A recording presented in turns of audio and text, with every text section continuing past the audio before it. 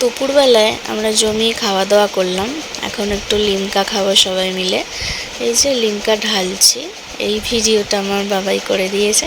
বলছে ভিডিওটা একটু স্লোমো করবে, আরও ভালো লাগবে। এই যে বাবাইকে লিমকা দিয়ে দিলাম।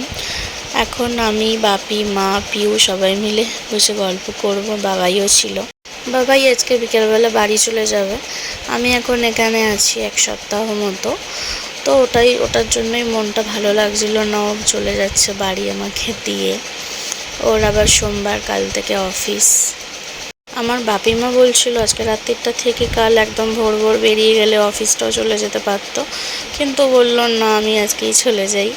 ও তারপর বেরিয়ে গেল। রাত্রিবেলা গেলাম বড়মার বাড়ি, সবাই মিলে গল্প করছি। দিদি, জামাইবাবু, দাদা, বৌদি, বোনপোড়া, তানি সবাই মিলে গল্প করে আমরা চলে এলাম বাড়ি। আজকের ভিডিওটা একটু ছোটই হয়ে গেল। তো ভিডিওটা কেমন লাগলো কমেন্ট করে জানিও। টাটা সবাইকে।